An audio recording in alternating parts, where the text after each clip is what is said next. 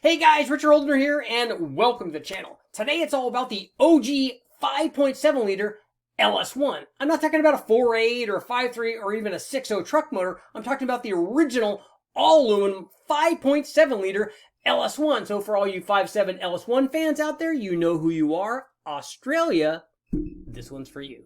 In this video, we're going to take a look at how the all-aluminum 5.7 liter LS1 motor responds to performance modifications. And I'll give you a little hint, without spoiling it, it responds the same as all the others. That's right, whether you got a 4.8, a 5.3, a 6.0, or in this case, the 5.7 liter, they all respond very well. But for you specific 5.7 liter LS1 guys, this is for you. We're going to take a look at how it responds to cylinder heads, camshafts, and intakes.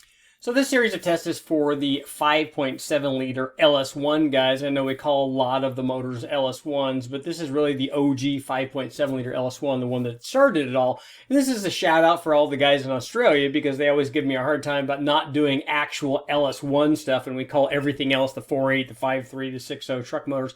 The reason that I don't do as much LS1 testing, although all the original testing that I did on the LS family was really an LS1 because Westech had two factory LS1 crate motors, and I did a ton of extensive testing on those for a long time before we upgraded anything else. But here in America, we tend to get way more trucks, 4.8, 5.3, 6.0, those kinds of motors, because for every one Camaro or one Corvette, GM made like a million trucks. So we won't go to the wrecking yard and find a Camaro or a Corvette with an LS1 in it very often. So you just don't see those nearly as much. You can go any day to almost any wrecking yard and find a dozen truck motors. They're going to be the iron block stuff. But I did do a lot of LS1 testing. So we're going to take a look, and we're going to go with an intake manifold, camshaft, and cylinder head kind of thing, because that's what most people are interested in. So let's take a look first at an intake manifold test that I ran on LS1. This was a good combination, already a fairly powerful deal. So this was an LS1. It actually, they had damaged the factory piston, so we'd replaced the pistons with a forged flat top piston. It had a set of really good heads on it. These were RHS, but this was back when we think, and I haven't verified this, but I think Mast was supplying the heads originally for RHS. These look an awful lot like the other Mast heads that we've run, and the Mast heads have always worked very well. So these things did work well. They required a longer than stock push rod. Normally it's around 7.4 inches. This one was 8.1. So you can see that the head was definitely different, and where the rockers were mounted was different. It required a different push rod length. We had a valve spring upgrade because this thing had a good size cam in it. We had the Comp 26918 beehive springs in it. The cam that we had was also from the guys at Comp Cam. It was a 617, 624 lift split, a 231, 239 degree duration split, and 113 degree lobe separation angle. It was the 54 459-11 cam if you want their part number. This thing was equipped with inch and 7/8 long tube headers and originally equipped with the factory truck manifold and throttle body. With an LS1 oil pan on it, 65-pound injectors, had the Holley HP management system on it so that we could dial in the tune, and everything worked out pretty well. So we optimized the air, fuel, and timing on this with the stock truck manifold first, and then we're going to put in an EDELBROCK PROFLOW intake manifold. So run with the truck intake, this modified combination produced 512 horsepower. As you can see, it was already no slouch, and a whopping 453 foot-pounds of torque. So that's with the factory truck manifold and throttle body, because you want to match the opening of the throttle body, the throttle body opening of the intake manifold with the throttle body, because it doesn't do any good to put a 105 millimeter throttle body on a 78 millimeter opening on the intake manifold. But here's what happened when we upgraded to the EDELBROCK PROFLOW intake manifold, shown here in red. As you can see, we made a lot more peak power. The peak power with the PROFLOW was up to 550 horsepower. So this is a fairly serious motor. It was doing really well, and peak torque actually changed very little. It was 451 foot-pounds, but it made peak torque out much higher and made a lot of more top-end power from about 56 or 5700 on up. But below that point, the short runner tunnel ram style PROFLOW intake manifold made less than the truck. So below 56 or 5700, the truck did better. And you can see here at, like, for instance, 4400, where we see a big change in torque. it was 416 foot-pounds for the PROFLOW versus 437, so it was down about 20 foot-pounds down there, and you'd feel that in the lower portion of the curve. But for guys that want to run RPM with the kind of cam and heads that we had in there, the PROFLOW intake actually worked fairly well and made pretty good power. Now let's check out what happens when we do a head swap. After running our comparison of the intake manifolds, now we can go down further on the intake manifold and take a look at what happens when we do a cylinder head upgrade. And it's very important to understand when you do a cylinder head upgrade, whether it's a ported set of 241 heads that came from factory on the LS1, or a set of ported 243 heads, or any of the aftermarket heads from Dart or TrickFlow or Airflow Research or Master, whoever they are. The amount of power that you get from a ported or head upgrade is going to be dependent on the motor that you're starting with. If you're starting with a bone stock motor, a cylinder head upgrade is not going to be worth very much. Even though you get a lot more extra flow potential, you don't have enough motor to take advantage of what the head has to offer. If you have a head that will support 600 horsepower and you're putting it on a 450 horsepower motor, you're not going to get 600 horsepower. So all of the rest of the combination has to be there to take advantage of what the cylinder head has to offer. So let's take a look. We did a cylinder head upgrade on our 5.7 liter LS1. This one was a slightly milder combination. So this was a stock crate motor LS1. It did have a small camshaft in it. It had an Extreme Energy 265 hydraulic roller cam. You can think of it kind of as a truck cam. I'll go ahead and put the specs up here and you can take a look at it, but fairly mild cam. This thing was run with the stock LS1 heads, which were a 241 casting. It had a fast LSX, this is the early fast 78 millimeter intake manifold and throttle body. It had a set of Hooker 1 3/4 headers.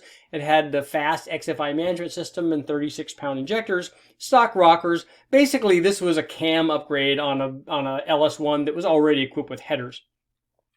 So run in this manner with the stock cylinder heads. This combination produced 480 horsepower, 479.5. and 453 foot-pounds. And here's what happened when we added a set of ported cylinder heads, and these were actually the RHS heads that we used from the previous intake manifold test. And you can see it gained a lot of power. Not only did it gain a lot of power, our peak power was all the way up to 529 horsepower and 488 foot-pounds of torque, but it really gained power kind of everywhere. I mean, it was most pronounced past 3,500 RPM because we only saw, minor gains. But what I like about this is we didn't lose any power at all down low, at least down to 3,000 RPM where we kind of started this thing, and it gained quite a bit of power everywhere.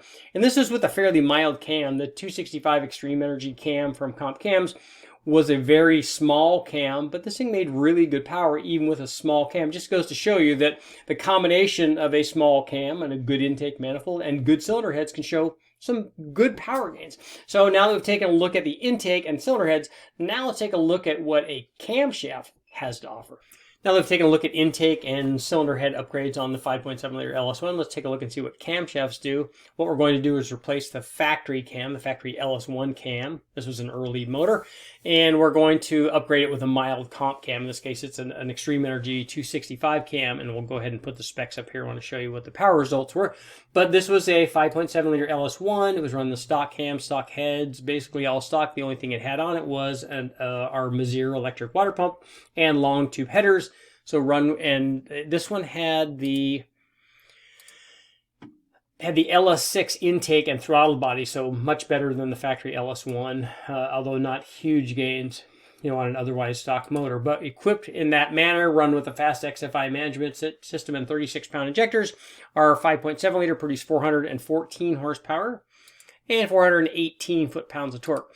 Here's what happened when we did our first camshaft upgrade. It was the Extreme XR265 HR cam from Comp Cams.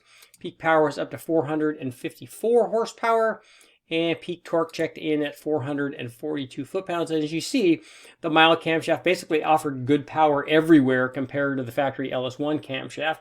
Good peak power out at the top, but also power down below 3,500 RPM. And I wanted to show guys what happens, and this is kind of inherent in camshaft upgrades on almost any motor, certainly on an LS1. This was a 275 cam, and peak power jumped up to 479, and peak torque was up actually as well, 454 foot-pounds. But what I want you to notice is down here below 3,600 RPM, we saw a trade-off in torque. The smaller 265 cam did a little bit better than the 275 cam did down low, and you would also see that in terms of idle and drivability, because that's something that's inherent in when you go to bigger cams. At some point you can keep growing and getting bigger power, but at some point you're just going to trade low speed power for top end power, and that's what happened here. Let's get to our conclusion. Okay, 5.7 liter LS1 guys. What did we learn from this video? Well, we learned the 5.7 liter responds the same as all of the other LS motors. The 48, 53, 60, 62, they all respond very well to the right performance modifications. But we're going to go through them one at a time for the 5.7 guys, starting with the intake manifold. As we showed in our test, short runner manifolds make more power at the top. Long runner manifolds make more down low. The truck manifold works very well, which is the one that we use for this testing. And we compared that to the EDELBROCK short runner PROFLOW intake.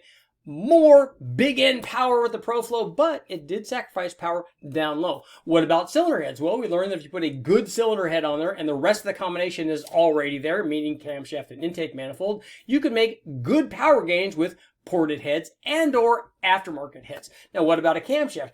The LS1 is definitely a go-to choice for a cam swap because it has everything else. It already has decent cylinder heads, it has displacement, it has a good intake manifold, as long as you get rid of the factory LS1 manifold. It has everything else that it needs. So install a camshaft, get good gains, and then make other modifications. I'm Richard Holder. Make sure to like, share, subscribe, ring the bell. Shout out to the guys in Australia. I'll keep testing.